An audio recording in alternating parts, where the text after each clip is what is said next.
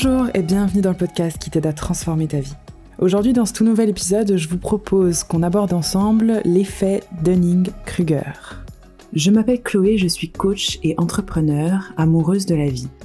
Ma mission est de vous guider dans la transformation de votre monde intérieur afin de transformer votre vie. Chaque jour, je vous diffuse de l'inspiration, je partage mes réflexions et phases d'introspection afin de vous aider à reprendre le plein pouvoir sur votre vie, faire de la place pour plus d'amour et d'harmonie. Chaque jour, vivez plus en conscience, apprenez à vous connaître et incarnez enfin votre vérité. Ensemble, déployons notre puissance, éveillons nos consciences, apaisons notre esprit et transformons notre vie. Ensemble, épanouissons-nous dès aujourd'hui.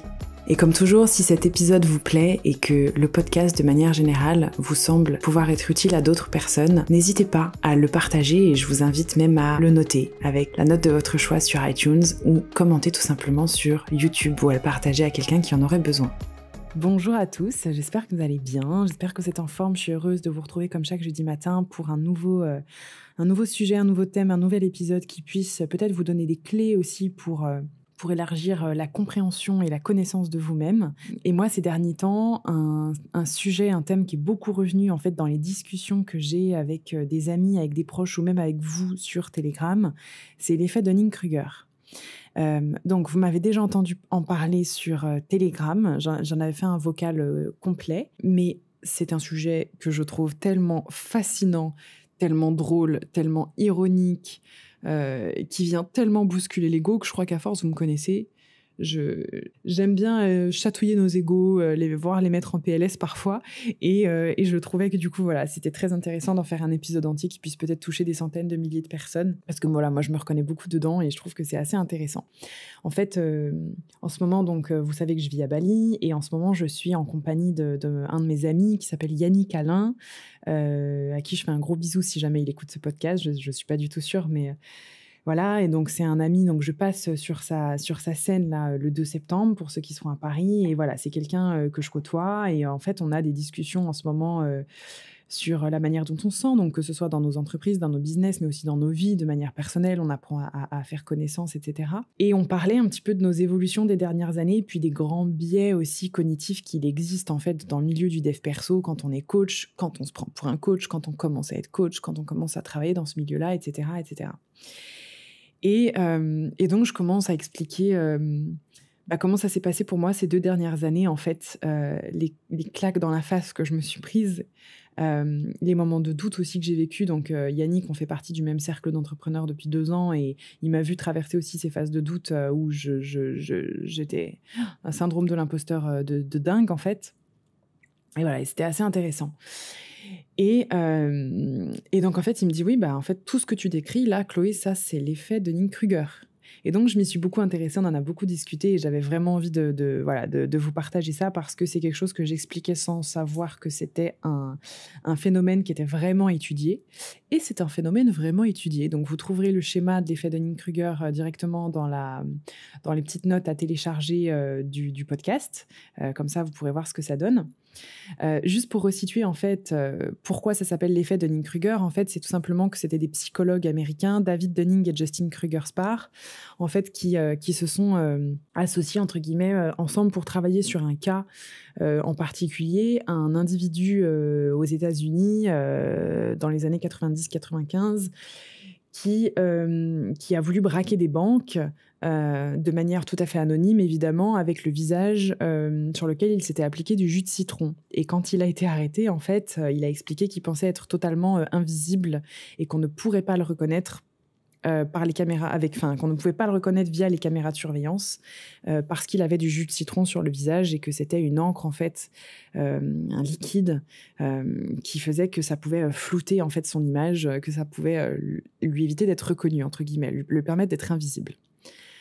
Voilà, donc ça, c'est la petite anecdote. Et donc, David Dunning et Justin Kruger-Sparr se sont associés pour travailler sur son cas, en fait, pour vraiment comprendre sa psychologie. Et en fait, à partir de là, donc, ils ont fait plein d'études différentes. Vous pouvez trouver plein d'informations sur Internet. Donc, le but, c'est pas vraiment que je vous explique tout ça, mais c'est de vous faire comprendre avec mes mots vulgaires et très simplifiés ce que c'est que ça.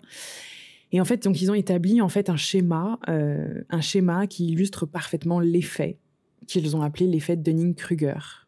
Et cet effet Dunning-Kruger, c'est un biais cognitif qui explique le fait que un individu incompétent surestime sa compétence ou n'a pas conscience qu'il est incompétent. C'est un petit peu comme, vous savez, cette expression, la connaissance, c'est comme la confiture, moins on en a, plus on l'étale. C'est un petit peu ça, en fait, l'effet de Dunning-Kruger, sauf que c'est avec avec des variantes en fait particulières. Et moi, j'ai complètement eu l'effet de Dunning-Kruger et je l'ai encore, donc c'est super intéressant. C'est en fait comprendre que quand on entre dans un champ de connaissances en particulier, quand on entre dans un domaine en particulier, etc., et qu'on est débutant, on va souvent, donc pas tous, mais souvent, on va connaître en fait un pic où en fait on a l'impression de commencer à tout accumuler en termes de connaissances, on commence à tout savoir. Et en fait, je fais énormément le parallèle avec le milieu du développement personnel. C'est vraiment pour ça que j'avais envie de vous faire comprendre ça. C'est que quand on commence en fait le développement personnel, je pense qu'on l'a beaucoup travaillé, en tout cas pour beaucoup d'entre nous, on a traversé ça. C'est cette espèce de phénomène que quand on commence le dev perso et qu'on comprend des choses qui éclaire tellement notre vie qu'on a l'impression de tout comprendre à propos de la vie. On a l'impression en fait de découvrir un nouveau monde qui donne tellement plus de sens à notre vie, qui nous aide tellement à reprendre notre pouvoir en main, reprendre notre souveraineté, notre responsabilité, qui nous donne de l'empouvoirment en fait, qui nous empower comme on dit, qui nous empouvoir, même si c'est pas du tout un mot français. On découvre en fait cet aspect-là. Et en fait, on commence aussi beaucoup, et moi je l'ai énormément eu, à se sentir éveillé. Et il y a ce phénomène quand on entre dans le dev perso où en fait on commence à découvrir plein de choses et on se sent faisant partie des personnes qui sont éveillées, qui ont compris comment accéder au bonheur, qui ont compris ce que c'était que la vie, qui ont compris leurs croyances entre guillemets limitantes, qui ont compris leurs biais, etc. Et s'installe un espèce de sentiment à l'intérieur de soi où on se sent presque un petit peu supérieur par rapport à ceux qui ne font pas du tout de développement personnel. On a l'impression qu'eux n'ont pas compris la vie, qu'ils n'ont pas compris comment accéder au bonheur, qu'ils n'ont pas compris pourquoi ils sont enfermés dans des schémas répétitifs, qu'ils ne voient pas leurs croyances limitantes, qu'ils ne font pas le travail sur eux. Il y a un sentiment de supériorité quand même qui commence à s'installer et en fait on a même envie de les coacher. On a envie de les coacher, on a envie de leur expliquer la vie. Moi je l'ai eu par exemple avec mon chéri. Moi je commençais à comprendre plein de choses par rapport au couple, par rapport à moi, les énergies yin-yang, etc. Et en fait, je reprochais à mon chéri de ne pas du tout s'intéresser au développement personnel, comme si de toute façon, j'étais devenue trop éveillée pour lui en fait, et que du coup, c'est lui qui avait pas tout compris et qu'il fallait qu'il travaille parce que moi, j'avais déjà tout compris. Donc il y avait ce phénomène-là, et puis moi, quand j'ai des discussions aussi avec des personnes, qui se plongent dans cet univers du dev perso, qui y sont parfois depuis des années, parce qu'il y a des personnes qui restent bloquées dans ce sentiment un petit peu de supériorité pendant des années. Et encore une fois, tout est ok, c'est vraiment un biais cognitif, donc c'est pas que ça nous appartient pas, mais c'est que c'est un réflexe, presque je pourrais dire, du cerveau, qui est on se sent conscient et donc on se sent supérieur à ceux qui ne le sont pas. On a l'impression que du coup on ne peut fréquenter que des gens qui sont conscients, que de toute façon les autres ne sont pas aussi intéressants que nous, n'ont pas assez de connaissances, et que c'est à nous en fait de leur expliquer. Et je sais donc de par vos témoignages aussi qu'il y en a même en fait qui ont eu cet effet-là et qui étaient en train d'essayer même d'expliquer des choses de la vie à leurs parents, comme si leurs parents n'avaient rien compris, ou même de se dire en fait non mais en fait cette personne-là elle voit pas du tout ses croyances limitantes, elle est totalement dans l'ego, elle a rien compris à la vie, donc moi j'ai tout compris, moi je suis comme ceci, moi je suis comme cela. Et c'est des discours que j'ai tout le temps parce que là où je vis, il y a beaucoup c'est un univers très... comment je peux expliquer ça ? On va dire que l'univers un petit peu de la sphère spirituelle, dev perso et compagnie est très présente, typiquement Bali, au Mexique, Tulum, Puerto Escondido, etc. Donc on rencontre quasiment que des coachs, des thérapeutes, des gens qui sont là-dedans. Et c'est un truc qui est tellement, tellement, tellement présent que j'entends de se dire en fait... moi, c'est bon, j'ai travaillé sur moi, mon travail est fini. Eux, ils ont trop de travail. Ou même, j'entends ça pour des relations amoureuses. Moi, j'ai travaillé sur moi. Lui, il est encore pas du tout au même niveau que moi, donc je peux pas me mettre avec quelqu'un qui est pas au même niveau que moi. Faut qu'il avance. Ça, c'est de l'orgueil en fait. Ça, c'est de l'orgueil. Et donc, je vous le dis vraiment, si je vous parle de ça, c'est parce que moi, j'ai vraiment traversé ça aussi.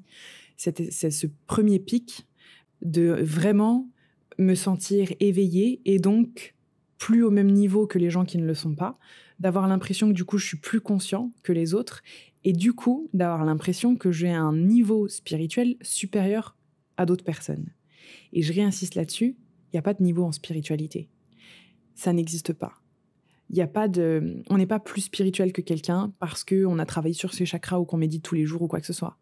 La spiritualité, c'est l'essence même de notre nature. Il n'y a aucun niveau en termes de spiritualité. Et en termes de développement personnel aussi, il faut savoir un petit peu redescendre de son piédestal. On a peut-être travaillé sur certains aspects de notre être, et d'autres personnes pas du tout, mais ces personnes ont travaillé sur d'autres aspects sur lesquels nous, on n'a pas travaillé. Et c'est ça qui est hyper intéressant, c'est que le dev perso, c'est perso. Chacun a son propre chemin, rien n'est comparable, et aucune personne au monde dans l'univers du développement personnel ou de la spiritualité ou quoi que ce soit n'est supérieure aux autres parce qu'elle a fait un certain travail ou parce qu'elle a certaines connaissances. Absolument pas, en fait. Et moi, je trouve ça hyper inspirant. Typiquement, je prends mon papa. Je sais que mon papa n'écoute pas les podcasts, mais bon, au cas où si jamais quelqu'un le connaît et passe par là, je lui fais un bisou. Mon papa, il a jamais baigné dans l'univers du dev perso et de la spiritualité, et pourtant, quand j'ai des discussions avec lui, il était passé même en live avec moi dans la Bloom Academy, je l'avais interviewé devant vous, etc. Et pourtant, il a un état d'esprit incroyable, il m'apprend des choses incroyables, il est d'une humilité qui est incroyable, il a compris tellement de choses sur la vie, sur la manière de fonctionner, sur la connaissance de soi, sur tout ça, en fait, c'est incroyable. Et je verrais, et je me suis vue aussi au début que j'ai commencé à m'intéresser à tout ce développement personnel et à la philosophie, surtout parce que moi, c'est beaucoup la philosophie qui m'a intéressée. Je me suis vue vouloir expliquer à mon père certains schémas de certaines blessures, les 5 blessures de l'âme, les 5 trucs en lui disant, bah, toi, faudrait plutôt que tu travailles ça, etc. Et avec le recul, au secours. Avec le recul, je vous jure, je me moque de moi maintenant parce que j'ai accepté d'être passée par là, mais pendant un moment, j'en ai eu vraiment honte. Et donc, je prends l'exemple de mon papa, mais c'est pareil par rapport à ma maman. Ma maman, qui a pas du tout baigné non plus là-dedans, qui m'a transmis la résilience, la capacité à toujours rebondir, le courage, etc. Ma mère n'a jamais fait de dev perso et elle m'a transmis tellement et elle m'apprend tellement que ça serait stupide de croire que j'ai plus compris qu'elle la vie et que je devrais lui expliquer les choses.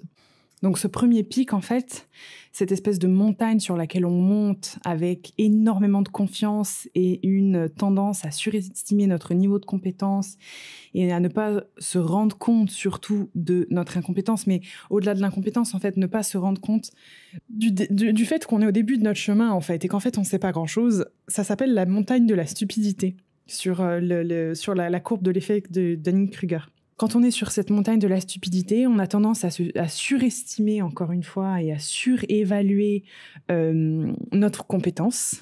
On a une confiance qui déborde et on a tendance, au contraire, à sous-estimer les experts. Moi, je me rappelle même que quand j'ai commencé, la première année, c'était tellement tout évident et tout simple pour moi que je me disais, mais en fait, c'est bon, j'ai tout compris, je suis plus douée que certaines personnes qui sont dedans depuis des années. Et je me rappelle avoir eu des discussions avec des coachs où j'essayais de leur expliquer leur métier quand même. Donc, je fais preuve de beaucoup d'humilité et d'honnêteté en vous disant ça parce qu'il m'a fallu un petit moment quand même pour l'accepter, je vous avoue. Mais c'est ça, c'est la montagne de la stupidité, en fait. C'est la montagne de la stupidité, moi j'aime aussi l'appeler la montagne de l'orgueil parce qu'en fait, c'est ultra orgueilleux, c'est être totalement aveugle et c'est une forme entre guillemets de stupidité. Je suis pas tellement d'accord avec ce terme de stupidité, mais c'est ces moments-là où vraiment, c'est comme la confiture, moi on en a plomb l'étal, où on se surévalue constamment. Et si vous observerez, on est très très nombreux et vous connaissez forcément des gens autour de vous aussi qui sont sur cette montagne de la stupidité, qui pensent avoir tout compris, qui pensent avoir vécu leur réveil spirituel et du coup c'est bon, ils ont plus rien à travailler. Moi j'ai même entendu des gens me dire non mais moi c'est bon, moi j'ai plus rien à travailler, moi l'amour de moi c'est pas du tout ce sur quoi j'ai à travailler, moi maintenant il faut que je travaille ma canalisation des anges et des trucs comme ça, j'ai plus de travail à faire, etc. Mais ça s'appelle être perché sur la montagne de la stupidité. Le travail de soi, la connaissance de soi, l'amour de soi, c'est le travail d'une vie, en fait. C'est le travail d'une vie et je trouve ça génial d'être humble par rapport à ça. Et tant qu'on est dans cet état où on a l'impression de tout savoir et d'avoir tout compris, on est perché sur cette montagne de la stupidité. Il y a des gens qui y restent des années. Il y a des gens qui y restent des mois. Moi, je suis restée quelques temps quand même. Je suis restée quelques temps, je dirais bien 1 an et demi, minimum 1 an et demi. Et début d'année dernière, j'étais toujours là-dessus. J'étais toujours là-dessus, donc l'ego hyper renforcé, j'avais l'impression que je me positionnais en pole position, que j'étais le leader de mon marché et qu'il fallait que je le sois, donc je me mettais une pression énorme. Je me disais en même temps, j'ai pas de concurrent, donc c'est ok, je connais mon métier, je peux tout faire. Donc j'ai osé lancer des coachings, des programmes et des choses qui étaient vraiment très bien. C'est avec le recul, vraiment, j'ai bien fait les choses et je suis fière aussi de ce que j'ai créé. Sauf que derrière la montagne de la stupidité se trouve la vallée de l'humilité. Et cette vallée de l'humilité, moi, je l'ai vécue comme une chute libre après la montagne. C'est-à-dire que juste derrière la montagne, après le pic, en fait, se trouve la chute libre. Et c'est là où, en fait, on est en train de se cracher et de retomber dans une vallée de l'humilité, où on a l'impression, au contraire, qu'en fait, on ne sait plus rien. On découvre qu'en fait, tout ce qu'on sait, c'est qu'on ne sait rien. Et c'est là où se pointe, c'est ce que j'expliquais dans mon vocal Telegram, c'est là où se pointe, en fait, notamment des syndromes, des croyances limitantes qu'on n'a pas eu au début. Moi, quand j'ai commencé à travailler dans l'univers du développement personnel, à créer des formations, à aider des personnes à faire des lives, etc., j'ai pas eu ce syndrome de l'imposteur. Je me suis toujours sentie assez, j'ai fait ce que j'aimais, j'ai eu ce courage, bam, bam, bam, je me suis jamais auto-sabotée. Et l'année dernière, à la moitié de l'année, ça a commencé à peu près en mai-juin. Je crois que ça a commencé en mai, puis ça s'est étendu jusqu'à novembre, donc ça a été costaud quand même, novembre, même décembre. Et encore, j'en sors que depuis cette année, depuis, je dirais, février-mars. C'était vallée de l'humilité. Donc, en fait, j'étais en train de me coltiner les syndromes de l'imposteur que je n'avais jamais eu avant. Je me disais, mais en fait, attends, en fait, je sais rien faire. Comment j'ai pu créer des coachings, des accompagnements, alors qu'en fait, je ne sais rien? Mais en fait, je suis qui pour être coach? Je suis qui pour être même sur Instagram et même je suis qui pour avoir un podcast et partager des clés sur le dev perso, alors qu'en fait, je ne sais rien. Je ne connais rien. Je me prends pour qui? Donc, j'étais dans cette vallée de l'humilité où, en fait, on commence à douter de soi. Tout ce qu'on sait, c'est qu'on ne sait rien. On a même honte de la personne qu'on a été et de ce qu'on a fait quand on était sur la montagne de la stupidité. Moi, j'ai ressenti beaucoup de honte aussi. On doute de tout. Et il y a cette sensation qu'en fait, on n'a aucune compétence, aucune expertise. Et moi, c'est quelque chose qui m'a énormément travaillé. Je connaissais pas du tout ce phénomène à l'époque, donc j'arrivais pas du tout à relativiser. Et je me disais, mais en fait, attends, mais je me suis pris pour qui à faire tous ces accompagnements, toutes ces choses. Donc j'ai voulu tout arrêter. Et je me suis dit, en fait, mais je ne peux rien faire parce que je n'ai aucune compétence, je n'ai aucune expertise.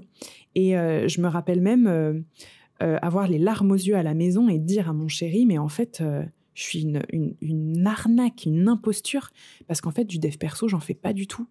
En fait, je fais pas du tout de dev perso, j'utilise pas toutes ces techniques-là, je suis vraiment une arnaque. En fait, je travaille pas tant que ça sur moi, en fait, je me connais pas tant que ça, je me connais pas, donc je suis vraiment une arnaque. Je dis que je fais du dev perso, je dis que je me connais, je dis que j'introspecte, mais en fait, pas du tout. Faut que j'arrête, je vais me reconvertir monitrice de plongée. Enfin, vraiment, j'étais dans une phase très dure. Et on avait des discussions avec mes associés, avec mon équipe, etc., en se disant, voilà, ça serait super de mettre un prochain accompagnement, on a énormément de demandes, etc. Et moi, j'étais là, mais en mode, en fait, je peux pas parce que je connais rien, j'ai aucune connaissance, mince, qu'est-ce que je vais faire? Je vais m'acheter des formations, peut-être que les formations, ça va m'aider à avoir des connaissances. Enfin, voilà, je suis retombée dans ce biais de, j'ai besoin de diplômes et de formations parce qu'en fait, je suis pas un expert, je suis personne. Sauf qu'on sait tous que c'est du bullshit, les formations, ça sert, c'est utile, évidemment que c'est utile, évidemment, bien sûr, mais c'est pas nos formations qui nous donnent l'expérience, la connaissance et l'expertise. Ce qui donne l'expertise, c'est l'expérience, expertise, expérience. Et j'ai acheté une formation que je n'ai jamais ouverte, que je n'ai jamais consommée, jusqu'à ce qu'en fait, j'ai des discussions dans mon cercle entrepreneurial avec Yannick, avec mon chéri, avec des amis, avec vous aussi. Je me rappelle qu'à ce moment-là, j'avais fait des stories sur mon Instagram en disant, en fait, je comprends pas pourquoi vous me suivez. Je sais rien faire en fait, je suis pas une professionnelle, je suis pas une experte, je comprends vraiment pas pourquoi vous me suivez et c'est pas pour me faire saucer que je dis ça, j'ai vraiment besoin d'avoir votre recul en fait. Pourquoi vous êtes là? Parce que je sais plus quoi vous partager, parce qu'en fait je sais rien, je sais rien faire, j'ai rien à vous partager, j'ai pas de connaissances, en fait pourquoi vous êtes là?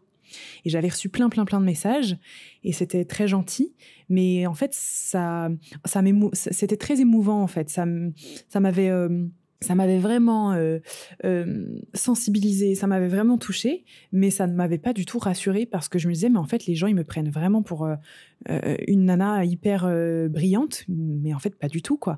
Les gens pensent que je partage mon expertise, mais en fait, j'ai pas d'expertise. Les gens me prennent pour Chloé Bloom, sauf que je ne suis pas Chloé Bloom. Toute ma communauté croit que je connais plein de trucs et que je fais des super trucs, et pas que, et que je suis hyper authentique, etc. Alors oui, Ça, c'est vrai, j'en ai jamais douté. Je pense que je suis très sincère et authentique sur beaucoup de choses.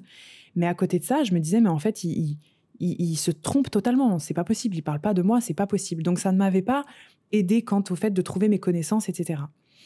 Et donc, j'en ai beaucoup parlé à mon coach, à mon cercle entrepreneurial, et je leur avais dit, mais en fait, je sais pas ce que je peux apporter au monde, j'ai rien à apporter, en fait, je sais rien. En fait, je me rends compte que sur le grand chemin de la vie, je ne connais rien et je n'ai rien compris à la vie. Et que dans ma connaissance de moi, j'ai avancé d'un tout petit pas, en fait, et qu'en fait, va falloir que je me reconstruise des bases solides. Donc, j'étais dans cette vallée du désert, hein, cette traversée désertique de la vallée de l'humilité, du doute, de tout ce que je sais, c'est je ne sais rien, mais de l'humilité aussi. Donc, c'est très beau. Cette période m'a appris beaucoup d'humilité, m'a appris à fermer mon clapet, m'a appris à arrêter de me comparer. Quand j'étais dans cette période, je passais mon temps à me comparer. Et je me comparais à des trucs qui n'étaient pas forcément comparables. Dans le sens, encore une fois, où je me comparais même à des personnes qui étaient coach depuis 1 mois ou qui étaient entrepreneurs depuis 1 mois en me disant « Non, mais en fait, regarde, cette personne, elle fait tout 10 fois mieux que moi. Elle a tout compris. En fait, moi, il faut que j'arrête mon métier. » Donc, c'était vraiment... je me comparais. J'étais vraiment dans une phase, en fait, d'estime de moi qui était très mauvaise. Et de doute, c'était vraiment cette notion de doute. Et donc c'est très beau aussi parce que ça apprend l'humilité, ça apprend à redescendre de son piédestal, ça apprend à réapprendre. C'est dans cette période-là aussi que j'ai appris à voir n'importe quelle autre personne en face comme un enseignant, en me disant en fait attends, ne te prends pas pour je sais pas qui, cette personne elle va t'apprendre autant que ce que tu peux lui apprendre, si ce n'est plus. Tes clients, ils t'apportent autant que ce que tu leur apportes.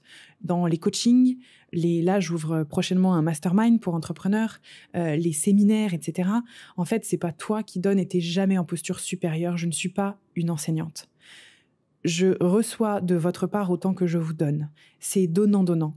Mais quand je dis donnant-donnant, c'est pas win-win, c'est plutôt dans le sens où en fait vous m'enseignez tellement, vous m'apprenez tellement, et le moindre inconnu dans la rue va m'apprendre tellement. Et même une personne qui a jamais fait de dev perso, et même une ado, même n'importe qui, nous apprend tellement, parce que tout ce que je sais, c'est que je ne sais rien, et c'est pas parce que j'ai lu 10 bouquins que j'ai tout compris de la vie, c'est pas parce que j'ai fait tel travail que ça y est, j'ai fini mon travail sur moi. C'est pas parce que j'ai eu une expérience spirituelle que je suis une éveillée.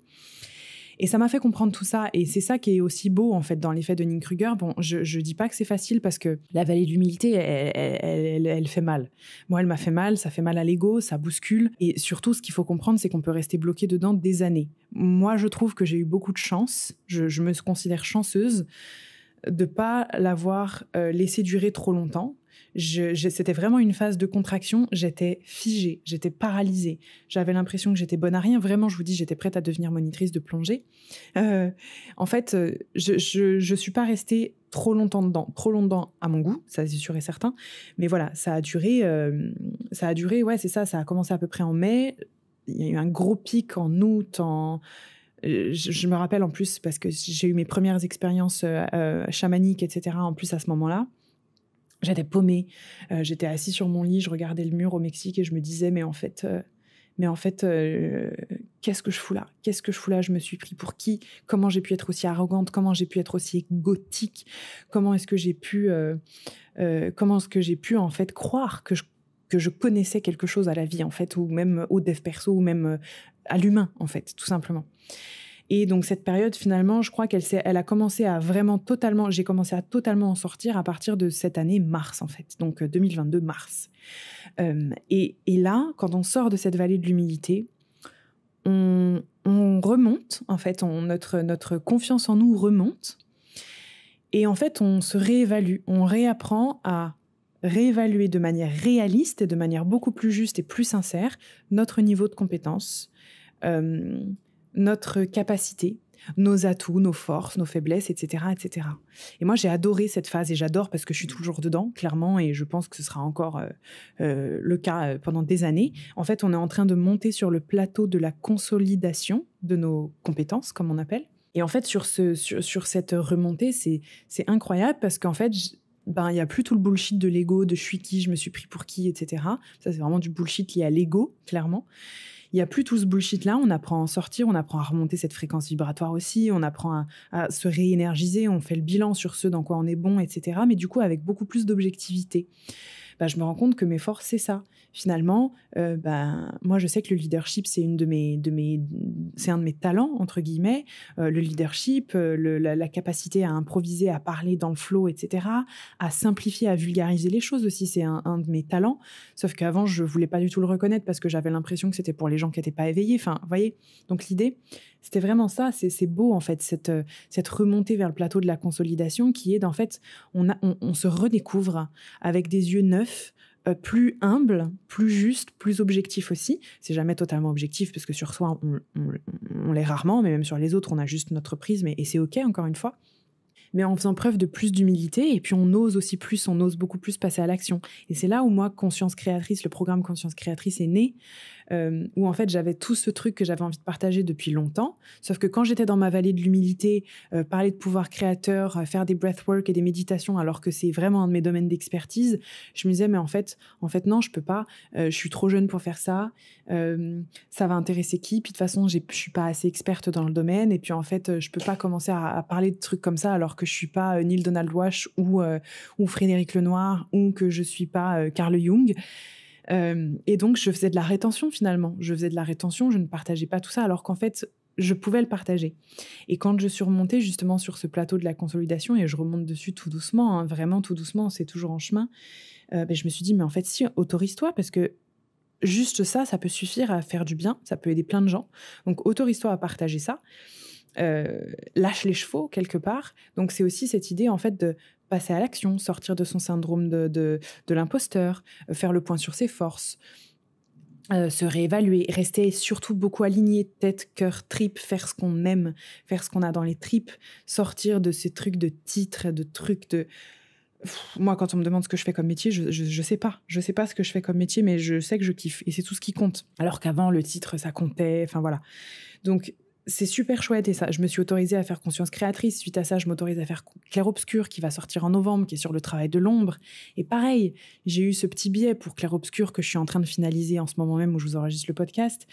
C'est sur le travail de l'ombre. C'est un travail profond, deep, qui est difficile, qui est très impopulaire, qui est parfois douloureux, désagréable, mais qui est le travail, selon moi, le plus libérateur qui existe sur l'authenticité, l'amour de soi.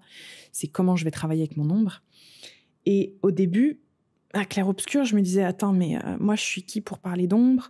Est-ce que j'ai fait assez de travail? Donc ça, hop, le bullshit de l'ego qui revient.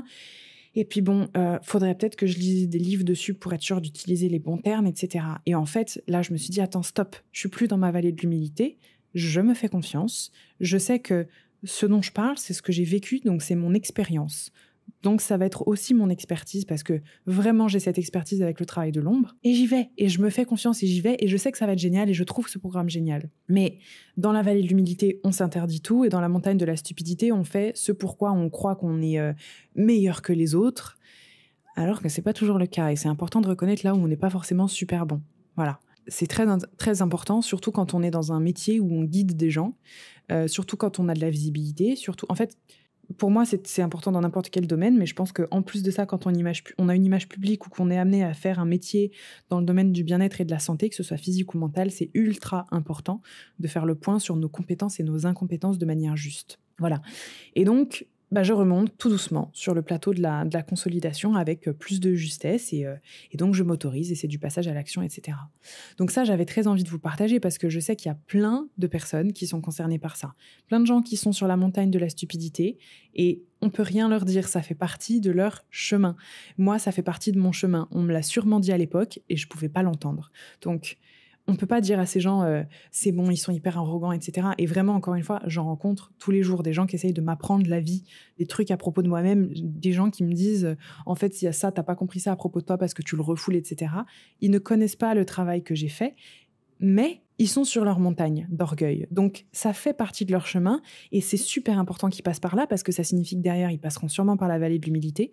Ça peut prendre du temps, ça peut prendre des mois ou des années. On n'y passe pas en quelques jours, hein. Mais derrière cette vallée de l'humilité, il y aura aussi le plateau de la consolidation. Et je trouve ça beau, en fait. Ça fait vraiment partie de notre chemin. Et moi, le fait de comprendre cet effet de Dunning-Kruger, ça m'a vraiment permis aussi de développer ma compassion par rapport et aux gens qui sont dans cette vallée de l'humilité, parce que maintenant je comprends ce que ça fait d'avoir des tas de trucs à partager et d'avoir l'impression qu'on n'a rien à partager, de tout le temps se bloquer, de tout le temps rester dans l'ombre, de tout le temps avoir l'impression qu'on n'est pas assez, de tout le temps avoir la sensation qu'en fait on n'aura jamais fait assez de travail, etc. pour partager ce qu'on aime, on s'autorisera jamais à vivre ce dont on aimerait parce qu'on a l'impression qu'on n'est pas à la hauteur. Donc au-delà de schémas de pensée qui sont très limitants et qui sont infavorables à l'épanouissement de soi et à la réalisation de soi, c'est possible qu'on soit dans cette vallée de l'humilité. Donc beaucoup de compassion. J'aimerais juste mettre une petite nuance en fait sur cet effet de Dunning-Kruger parce que c'est ce que ça a suscité dans Telegram et je trouve ça super important de le dire. C'est normal, selon moi, quand on commence à faire ce travail sur soi, etc., c'est normal de ne plus vouloir rester dans certaines relations. Ça ne veut pas forcément dire qu'on est sur la montagne de la stupidité, pas du tout. C'est tout à fait normal que ça fasse le tri quand on commence à évoluer dans une certaine direction. C'est normal que ça fasse le tri dans notre entourage. C'est normal qu'il y ait des relations dont on n'ait plus envie, que ce soit des relations amicales, professionnelles, familiales, amoureuses, parce que quand on se connaît mieux, quand on connaît mieux nos valeurs et quand on se priorise et qu'on se comprend mieux, on sait aussi ce dont on a besoin, on sait ce dont on a envie et on sort aussi de schémas toxiques. Donc c'est tout à fait normal. Et c'est normal aussi qu'il y ait plein de sujets que vous ne puissiez pas aborder avec tout le monde. Je reprends tout le temps cet exemple-là parce que c'est le premier qui me vient, mais quand on a vécu des expériences, par exemple sous psychédéliques thérapeutiques, ou quand on a vécu des expériences chamaniques, ou quand on a vécu une vie d'expatrié, ou quand on a vécu, je sais pas, une vie amoureuse en relation libre, j'en sais rien, c'est beaucoup plus facile d'en parler avec des gens qui ont vécu la même chose que nous ou qui comprennent ce qu'on a vécu. Donc tout ça, c'est normal. Tout ça, c'est normal, ça signifie pas forcément qu'on est sur la montagne de la stupidité. Quand on est sur cette montagne, il y a vraiment ce sentiment de se sentir supérieure, en mode moi je peux pas rester avec cette personne-là parce qu'en fait elle connaît rien au dev perso, elle a pas tout compris, elle est totalement dans ses schémas limitants, elle est totalement encore là-dessus, elle est dans l'ego, elle est comme ceci, elle est comme cela, etc. Et je vous promets que j'en fréquente tous les jours des gens comme ça. Et je me rappelle de moi, j'étais comme ça aussi. Je me disais non mais moi c'est bon, ça me saoule de fréquenter cette fille parce qu'elle est hyper dans l'ego, elle voit pas du tout que là elle a ci, elle a ça qui va pas, nanana, etc. En fait, ça en dit très long sur nous aussi. Et c'est encore une fois, c'est quelque chose que j'entends tous les jours. Donc voilà, je pense que c'est important de savoir faire la différence. C'est tout à fait normal quand on commence à travailler sur soi ou que juste on commence à se découvrir que c'est normal que ça fasse le tri, c'est normal qu'il y ait des discussions qu'on n'ait pas envie d'avoir avec tout le monde, c'est normal que ça mette fin à certaines choses, c'est normal qu'on se sente un peu seul, c'est normal. Mais ayez toujours l'humilité aussi d'essayer de regarder dans quelle posture vous êtes. Essayez toujours de vous dire que c'est pas vous qui avez tout compris et que l'autre, vous avez tout à lui apprendre. Essayez toujours de prendre du recul et de vous dire en fait l'autre c'est autant mon enseignant que je suis le sien. Parce que l'autre n'existe pas pour me faire chier, ni pour faire que je sois inférieur, ni pour faire que je sois supérieur. L'autre existe pour que j'apprenne à me connaître et pour me faire travailler, tout simplement. Et ça, c'est des choses dont je parle énormément dans Conscience créatrice. L'observation de soi, l'effet miroir, la dualité, etc. Tout ça, c'est des choses dont je parle beaucoup. Donc pour ceux qui ont déjà fait Conscience créatrice, vous connaissez ça, vous comprenez ce que je vous dis. Pour les autres aussi sûrement. Et ceux qui ont envie d'aller travailler sur la compréhension de soi, la connaissance de soi via méditation, breathwork depuis chez soi et de l'introspection profonde et des exercices, c'est dans Conscience créatrice. De toute façon, vous avez les liens dans la description du podcast. Donc voilà pour l'effet de Dunning-Kruger, hyper intéressant. Moi, je remercierai jamais assez Yannick de m'avoir fait connaître ce terme-là qui explique totalement ce que j'ai vécu en fait. Et je trouve ça super chouette. Voilà. Donc j'étais excitée comme une puce de vous le partager. J'espère que ça vous a plu, j'espère que vous avez adoré. Je vous fais plein de très gros bisous et je vous dis à la semaine prochaine. Ciao.